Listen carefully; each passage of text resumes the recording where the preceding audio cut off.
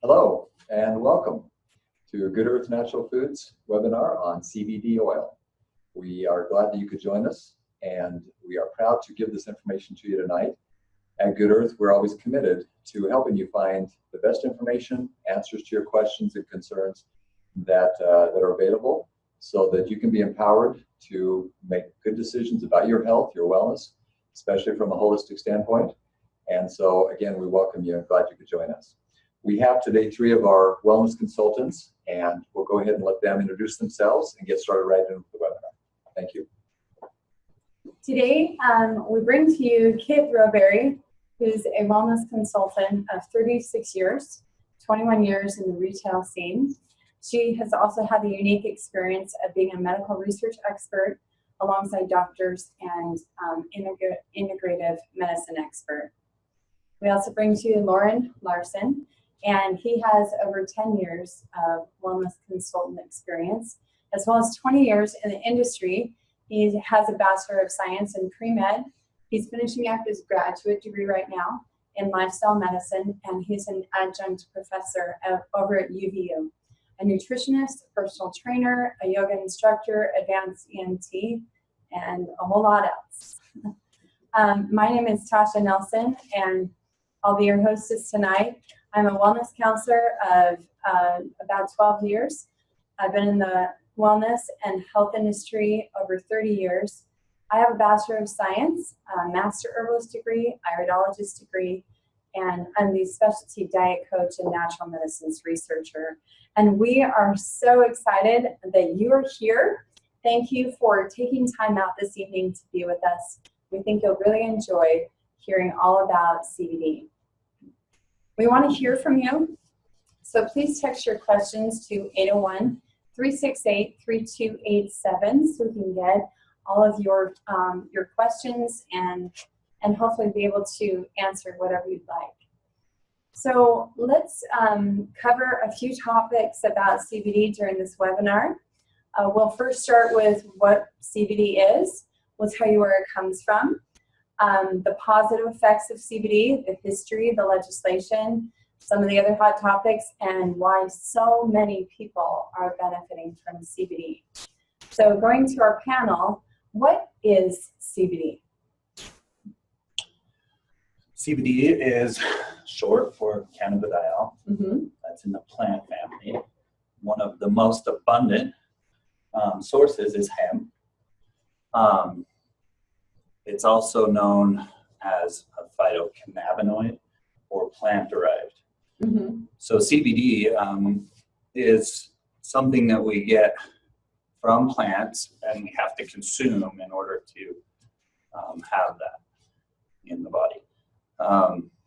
So what's another cannabinoid that is commonplace is THC, tetrahydrocannabidiol. That one is unlike CBD, can have kind of a psychotropic effect to it, where CBD has no such effect. Okay, so CBD versus THC. CBD comes from industrial hemp, and it's a plant bred for its over 500 nutritional compounds. What we want to emphasize here is CBD is a nutritional supplement. And it has phytocannabinoids, as you were talking about, and it has essential fatty acids, terpenes, plant sterols, chlorophyll, vitamin E, lots of other things that are very helpful to something that we call the endocannabinoid system that we'll explain a little bit more. But first, what's the difference, Lauren, between industrial hemp and marijuana? And let's go over THC versus CBD within that. That is one of the major differences found between hemp and marijuana. Three areas they differ so very intensely is the appearance, first and foremost. The plants look nothing alike. One is very leafy, short, and kind of a fat fan-like. That's the marijuana. Where hemp is more stringy, long, tall, and less leaves are involved. Also in the chemical makeup, and that's the biggest difference. we were talking about THC and CBD. With marijuana, the THC is anywhere from 5 to 20% of that compound. The other, with hemp, is 0.3%, maybe possibly as high as 3%, So or lower. if you were to describe the difference, like say in a familiar form, how would you describe the difference between hemp and marijuana?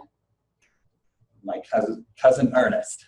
Your cousin Ernest. Yes. Okay.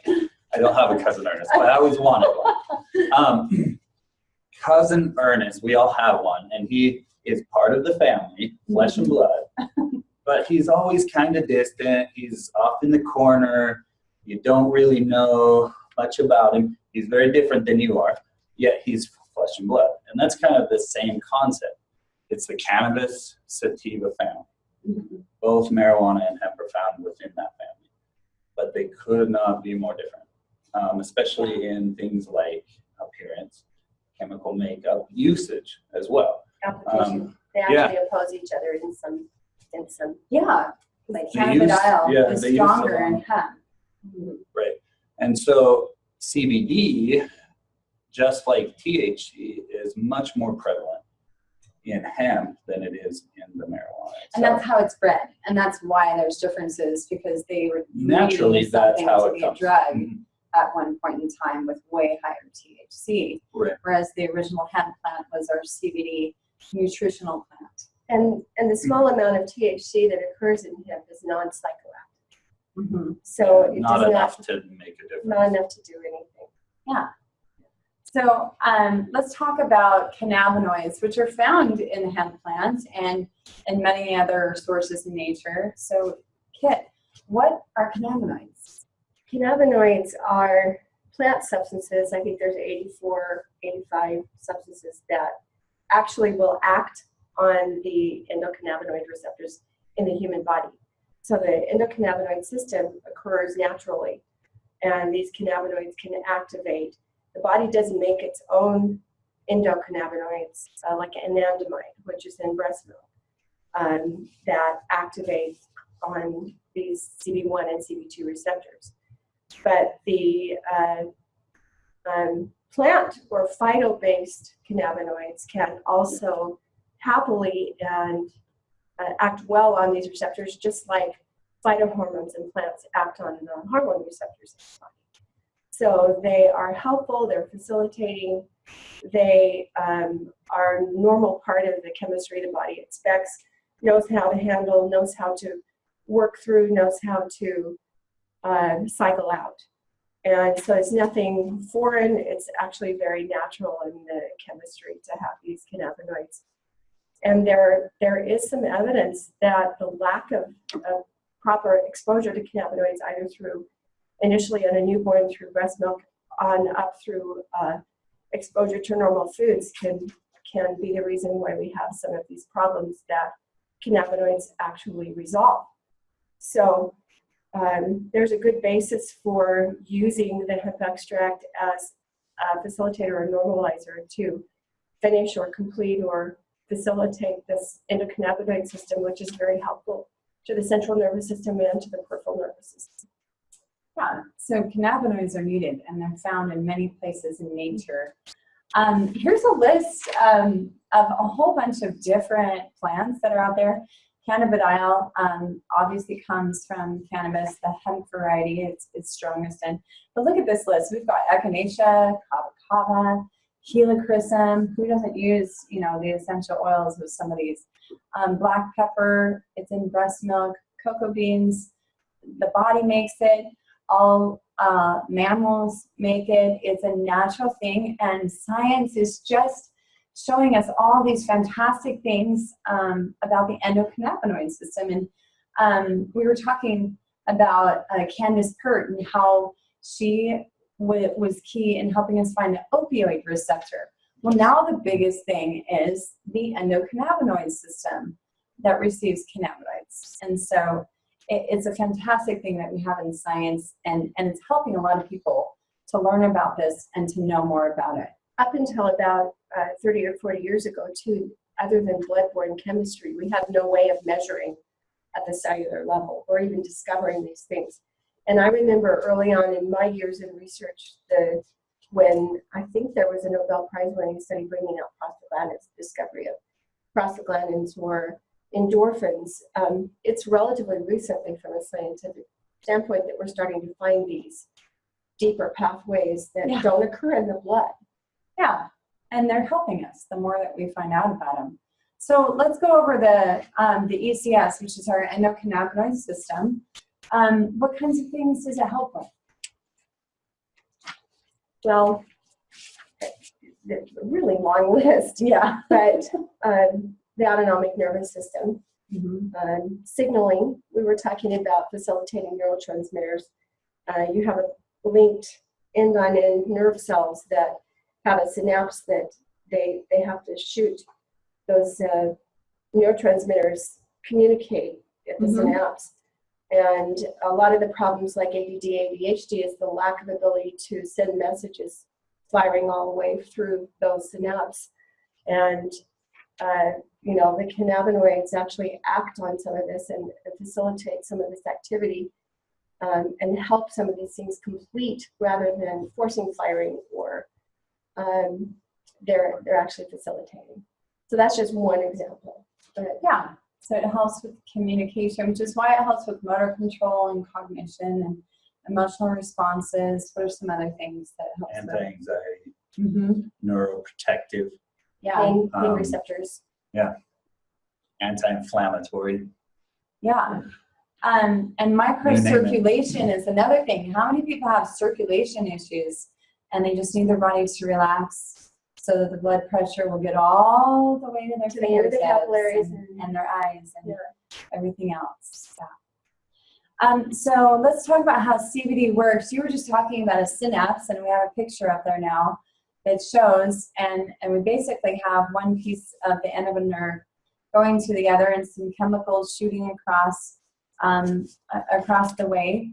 And when they reach the other side, we're looking at the receptors. So we have a couple different kinds of receptors. Do you want to tell us about the different kinds? Well, the CB1 receptors occur primarily in the central nervous system, or central nervous system, and in some of the major organs. And the CB2 receptors are in the peripheral nervous system primarily, and have more to do with like pain and the immune response. Yeah, immune response. Cell health and things like that. Yeah. And CBD also helps with the entire system with the stress response. And with serotonin, our happy neurotransmitter. And so it's our sense of well-being. Yes, it's an overall sense of well-being. And why? Because if stress goes down and our neurotransmitters are going about their business the right way, they're not too high, they're not too low. So a lot of our CBD users report feeling like themselves, coming to places they haven't been for a while after long periods of stress. The ability to get off addictive substances without such trauma, without as many withdrawal symptoms. The ability to let memories that surface and cause physical pain to take their proper place in a place where they can remember things without PTSD type symptoms. So I'm very familiar with the that whole overwhelmed feeling and way overstressed feeling and feeling. I know, and you feel that surge of the fight or flight going through your system, and you don't know what you're trying to fight, but something inside you is ready to fight a tiger, and you don't have a tiger in front of you, but you can't calm down. And so I have gone through therapy for PTSD, and one of the best things I found is honestly the CBD oil. And when I take it, when I'm in that stress mode, especially if I have a nightmare at night and have a dream where I feel like I'm supposed to be fighting whatever happened to me in the past, and it seems so real, the only thing that can calm me down enough so I can go back to sleep, and I guess it just helps put that memory right where it belongs. It's the CBD. I take it, and it just stops that stress response. I'm able to sleep, the nightmare's over, and I wake up refreshed the next morning. So that fight or flight mechanism is in place so that we can run from that lion or jump that fence, and that we don't talk ourselves out of a proper response when it's needed. And when it's in place, it's activating certain receptors that then have to be washed down by our own biochemistry, whether that's gamma aminobutyric acid, which is an inhibitory neurotransmitter that comes and washes down the receptors. If we use it too much, it doesn't work. And we find that the CBD actually allows for some of that chemistry to happen naturally again. It seems to help bring it back into a normal place.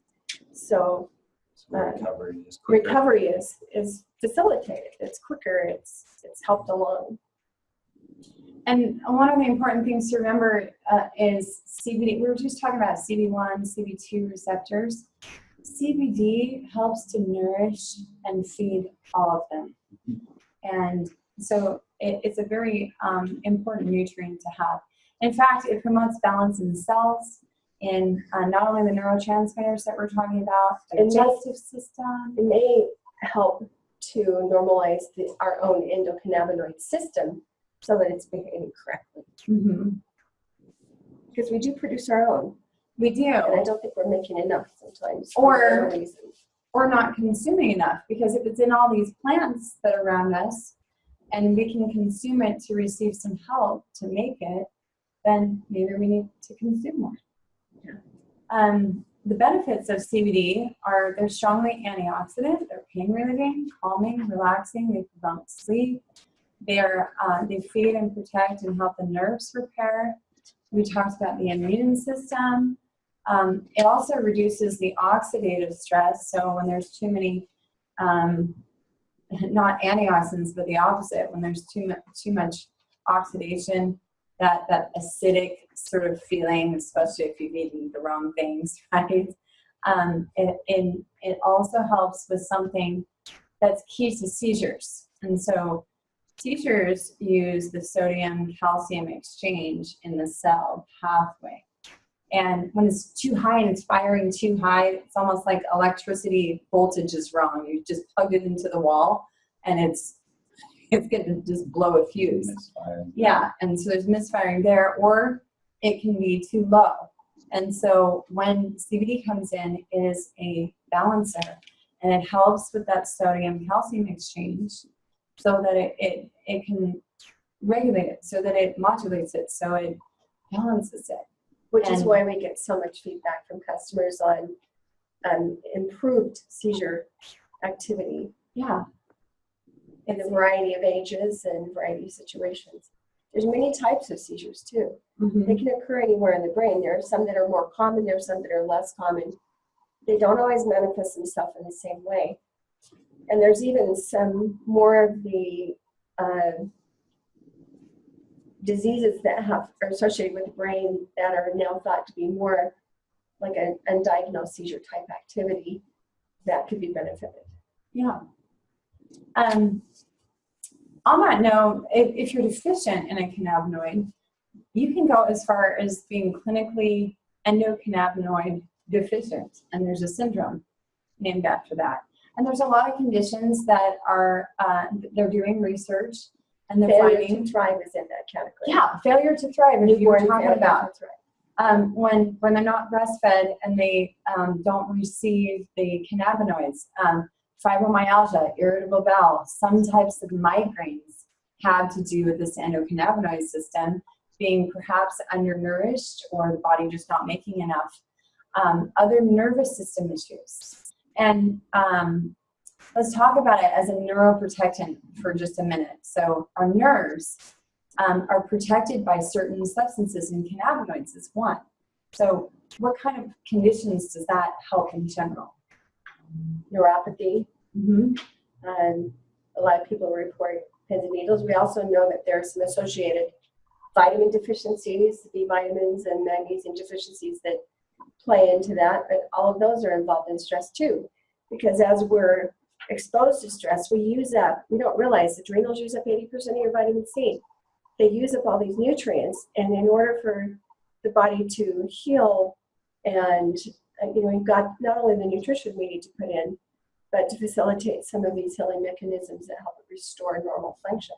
Yeah. So I read in one place that post-cancer treatment associated problems like neuropathy, which is a common one for a lot of people that go through chemotherapy, up to this point, they just kind of have to live with it, and they treat the symptoms with some of the more common prescriptions. But you can back your way out of it. I've seen customers do it with nutrition and things like CBD, where you go in and actually restore normal function. Mm-hmm. So it's very helpful for the system in many ways. But it's curious to me, where did we stop taking this? Where did we stop using hemp in our history? When you look into colonial Williamsburg, in our American history, one of my passions to study, you look at the plots of land that the farmers had, and they actually had to designate a section just for hemp. First of all, because the king had ordered it, and it was very useful. But then as they were pulling away from Great Britain and becoming a free nation, they said, you need hemp because of, let's think of all the things that hemp is used for. Rope, textiles, paper, what else? Clothing, yeah. Sails, actually. The sails on their boats were all made of hemp.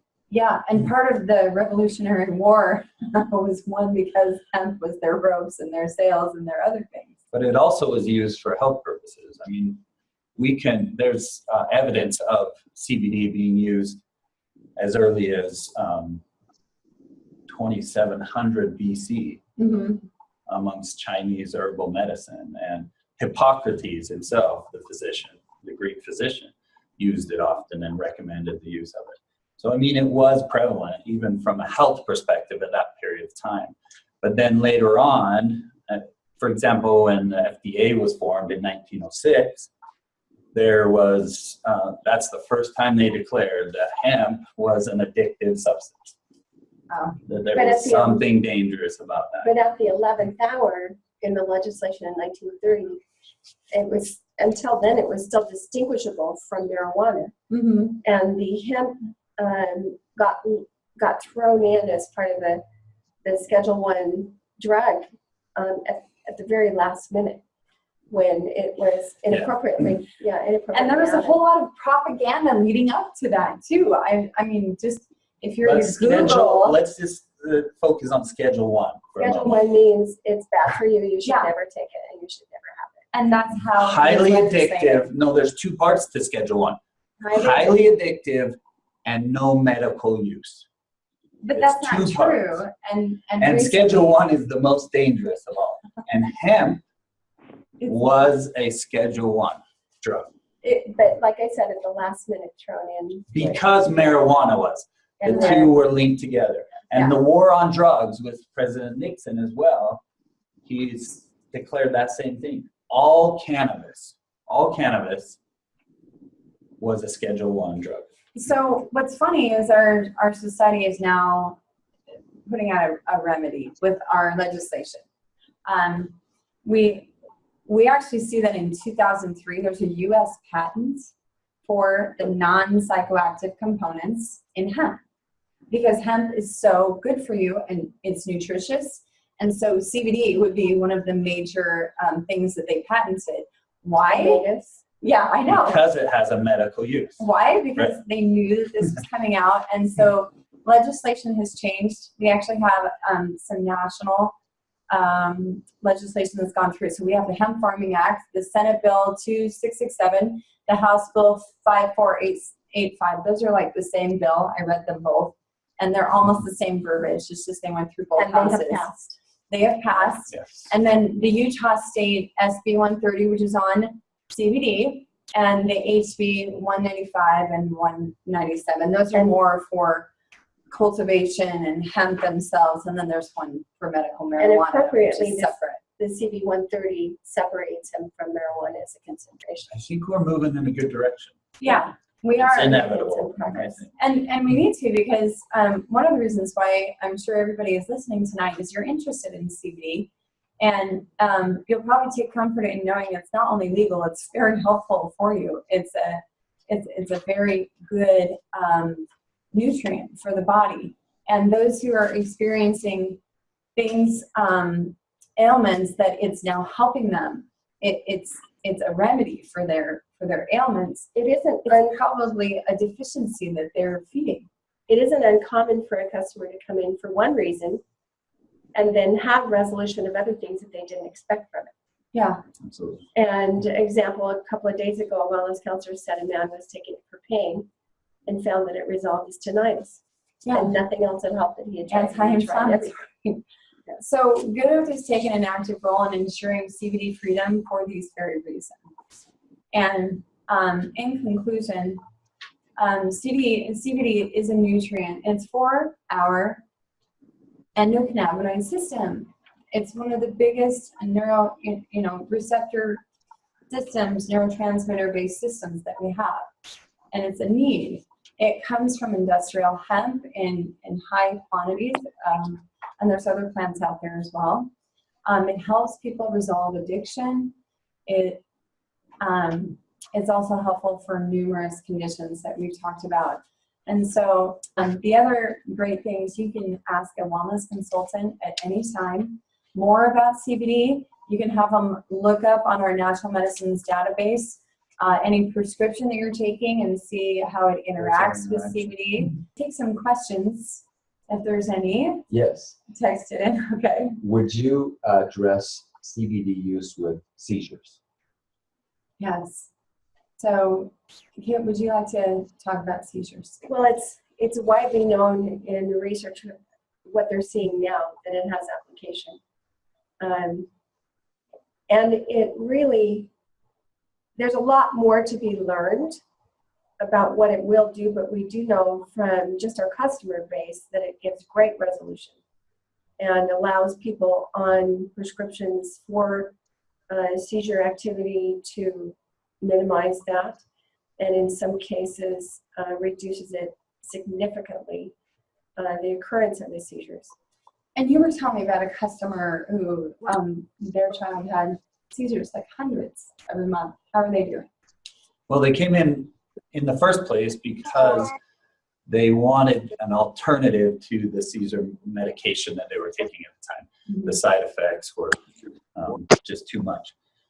And it didn't seem to be working. So they were experiencing somewhere around 100+ episodes a month of seizures with their child. After taking the CBD, they experienced anywhere from 1 to 3 seizures with no side effects. See, and that's So that is an example. And like Kit said, we don't even necessarily understand exactly why some of those things are occurring. We know they are. We know that the CBD influences those receptor sites. And we have plenty. We have hundreds of examples of this occurring. My dad with customers. Had seizures, and they started in his 60s. One of the things that we learned as a family about the drugs that treat seizures are the side effects are significant. Yes, and most of our customers are coming in trying CBD so they can either lower their dosages on those or get off of them. To reduce the symptoms and side effects. Okay, thank you. And another question is, after you've taken a dose of CBD oil, how long do you get a result, or what's the timetable for getting some results from CBD oil? You do notice You right could away. You could see immediate results. You could. But as you take it over a science period of shows. days and the blood levels remain consistent, the benefits increase. Okay. And how do you know how much to take? What kind of dosing? So typically you start with the suggestions on the box and then slow as you go after that as you increase. We do have some charts and some helpful things from companies on our wall, and wellness counselors can also provide more information. Our natural medicines database also has the clinical information on that can be printed off for customers when they come in. Okay. And does it cause any kind of a hangover effect? No, I have never heard of one. So You could possibly be too relaxed, which to me too relaxed. doesn't sound too bad. You could feel like you're on vacation. Okay. That could indicate that you have more than you necessarily need, even though there's not really a known side effect to, taking too much or an overdosing or toxic In effect. fact, the amounts that we have in our products in the store are significantly lower Very minimal. than some of the studies that are using hundreds of milligrams, safe with no side effects. Per dose. And ours are like hundreds per bottle. So really per drop, it's much lower. Anywhere from 2 to 20 I think- milligrams. I think, when we're talking about side effects, we might put in that category things that you would be concerned about with it. I would come in and ask a wellness counselor to look up your medications if you're on any, because the only thing I can think of is possible interaction. Even though Because- that isn't likely. Well, but sometimes it makes your medicine work better. So you have to lower your a lot of dosage. nutraceutical compounds. You do Yeah. have to check that out. Because it helps the absorption of those. Or there are some things in the National Medicines Database that says there are strong reactions shown in the studies between this, medication and cannabidiol or CBD. And so it'd be helpful to know that if you are on medications. If you're not, that's not an issue. And what resource do you have to look up those things? We have the National Medicines Database. I think I asked- Same database that's used in hospitals. The FDA uses it, and it summarizes all of the research that's ever been done on most natural Any medical known compounds. interactions that have occurred in the past. And this individual says that they're trying to get off of Ambien for insomnia. So any specific suggestions on how to use CBD oil for that? Yes. I have some experience with customers that we've gotten off Ambien, and they come to us saying they need an alternative to the Ambien. And we do suggest taking CBD in whatever particular form and taking it very consistently every day. But what we found is that it's helpful to split up the dosing per day so that one of those doses is in the evening right around bedtime. We found it to be a little more effective for the overall sleep. Okay. But yeah, we've had a lot of success with deeper sleep, There. more regular sleep, sleeping through the night because your adrenal glands respond differently through the night. So The other tip that I would suggest when you're using CBD is if you use it at the same time, your body, the same time every night, if you can. It's not a schedule where you can do that. Rather than staying up super late, let's say you want to go to bed and get more sleep, and you pick a time. It's really important to honor the circadian rhythm of the body and to get yourself into a routine, in other words, which is your internal clock. And when you use CBD with that, it helps even more with the sleep issues. So for instance, I just take it at 9 o'clock every night, and I know that I'll be asleep by 10. Okay. it does That's help what with sleep, but we do need to understand that by taking it during the day, it's not going to make you loopy or No. make you want to fall asleep. It doesn't. Yeah, it doesn't work that way. It's a different pattern. So But it de-stresses me at that 9 o'clock Absolutely. hour, and that's how it helps. I've just During had the some day- customers be concerned about that, like a melatonin or something. Like, Yeah. do not operate heavy machinery while taking it. That is not the case with CBD. No, during the day it helps me, and at night it helps me relax. And are you aware of any allergic reactions to CBD oil? Have you come across any like that or read of any? There's some people who There just could are be a allergic possibility. to Yeah. hemp itself. I think it's kind of rare. I haven't heard very much. Okay. And when you're looking at CBD oil, it can be in a water soluble or an oil soluble. What difference is there? What would you comment on with that? It's personal preference. There is a little difference in the time. The response time with a fat soluble will be, the response time that you start to feel it will be a bit longer. With the water soluble, sometimes it's a little bit quicker, possibly. Now we found that that isn't necessarily the case, but it can be that a little Less bit. so than we thought. And the length of time that you feel the benefits can be shortened a little bit with the water soluble. There's also pill form, there's gummies, things like that. And we found each and every one of them to be effective in their own right. Okay. Comment on CBD oil with anxiety. We only have a couple of minutes left, so just briefly on that. My niece had night terrors, paranoia, significantly. She was a teenager. We tried a number of healthy supplements. We also tried some medications with no success. I sent her home with some CBD to take on a regular basis. Her parents called me a few days later praising me. I get that a lot. I'm kidding. Praising me because it was so significant. She started to sleep very well at night. Through the night, she didn't have that paranoia and that stage fright and that embarrassment, the social kind of issues. So. And any benefits that you're aware of for Parkinson's?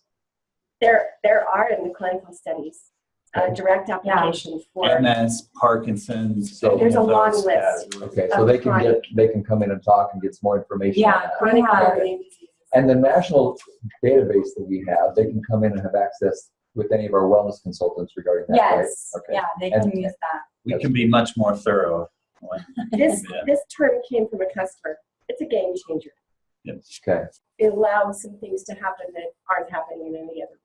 And back to the sleep, if that's your primary goal, would you recommend taking it more than once during the day or just at night? I still would take it during the day. Let the receptor sites get Right. activated with Science shows that it's better to build it up through the system consistently.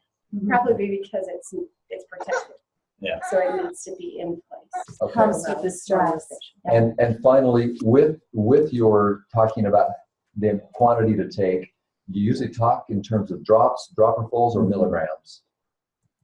Well, first we go with the strength when we're trying to help them find the right It's more one. milligrams. But yeah, so milligrams. And then we talk about But how does a how customer to get know, that because you're dealing with a dropper? Yeah, I usually deal with drops with the customer.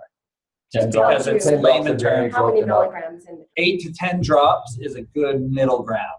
And then Start off. after a week or so of consistency, you can either go higher or lower. Great. So, Thank you. That's all the time we have for questions. okay, thank you for joining us.